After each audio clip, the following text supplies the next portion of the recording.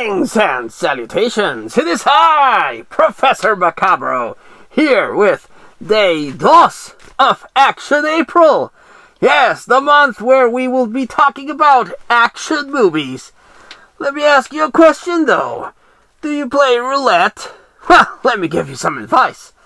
Always bet on black. That's right, we're talking about the Wesley Snipes, Bruce Payne epic, Passenger 57. John Carter is his name. Airplane security is his game. Yes, Wesley Snipes is a smooth operator. Ex-retired special forces that went into training people in anti-terrorist methods for, airplane and airplane airlines.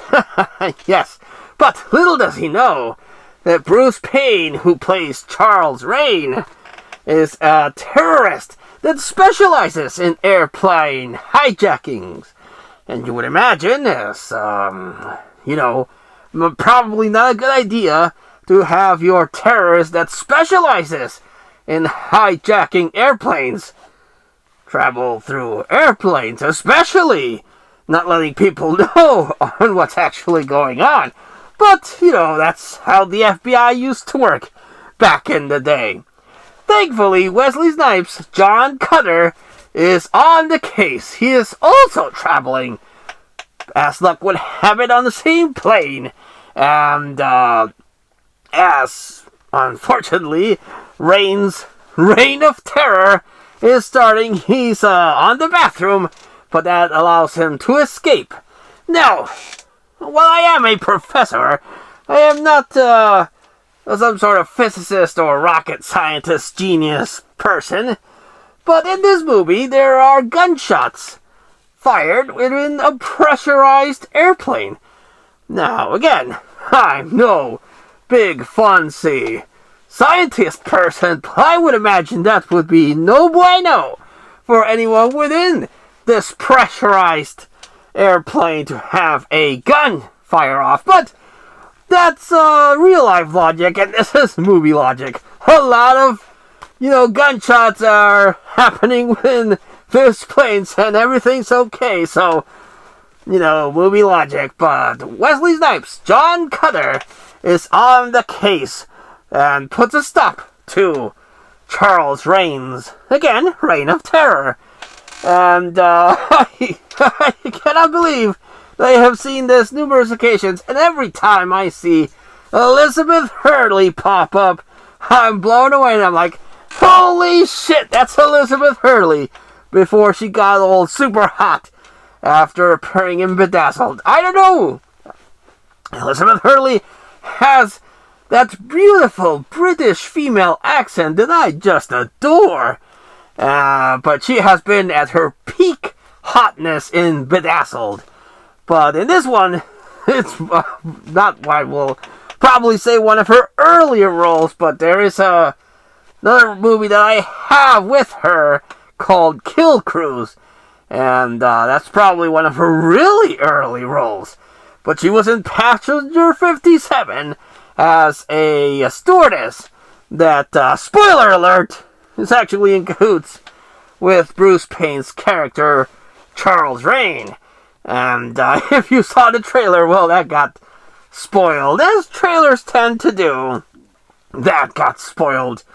This beautiful thing has the trailer, and after watching the movie, I saw that, and I'm like, oh, well, movie.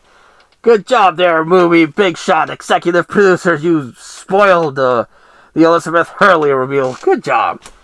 But this, of course, was a movie that was released before the incident with certain towers that we will never forget. So it is a time capsule, if you will, of how airplanes and airports and airlines used to work. Very different nowadays, if you have ever traveled in an airplane. Now, Professor Macabro does not actually enjoy traveling through airplane. The notion of flying millions of miles up in the air with no control over something does not suit well with Professor Macabro. I do not enjoy traveling through plane. I share that with Wolverine, and I also share that with John Cutter. He doesn't enjoy traveling through plane either, which is ironic if you think about it. Because again, he's airplane security. But, let's not focus on that either. But this is a really fast-paced movie. Every time I watch it, I am always taken aback at how fast-paced this thing is. The airplane actually doesn't factor in that much. Once John Cutter and Charles Rane are on the plane, things hit the fan, and very quickly they're out of the plane.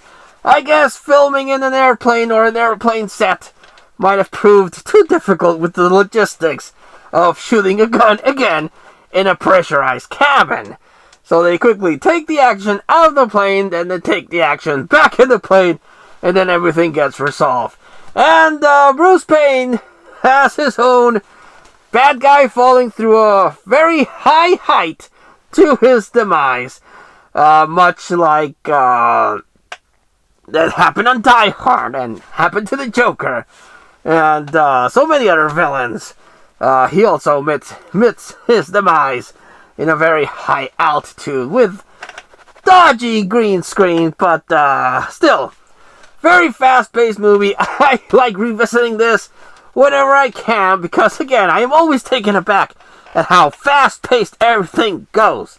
They capture Charles Rane, he's on the plane, he meets John Cutter, they get out of the plane, hostage situation, then they're back in the plane, and then the movie concludes. Yes, but lots of fun, but again, I'm always taken aback how fast-paced this movie just slides, and there's no really negative things to talk about. There's no plot holes. There's nothing you can say, except, again, the firing a gun within a pressurized airplane that, logistically would cause serious problems. But again, this is movie logic. We don't focus on that. But this is non-stop action, and I really like how smooth Wesley Snipes is in this one. Yes, a lot of charisma, a lot of character. You can buy him as a badass. Tom Sizemore, rest in peace, Tom Sizemore, is also in this movie. And it's a good movie. Lots of fun. Highly recommend it. I give Passenger 57 5 out of 5 Bruce Payne's falling off an airplane. And good time. Highly recommend it. In your old classic Snapper case presentation.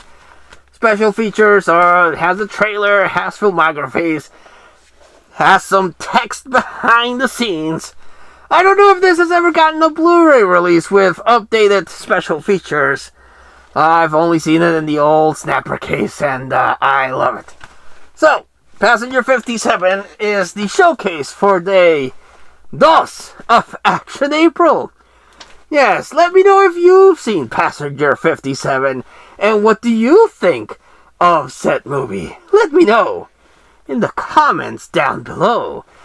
But until I see you all next time, this is Professor Macabro, horror YouTuber for the month of April, wishing you, like always, a good evening.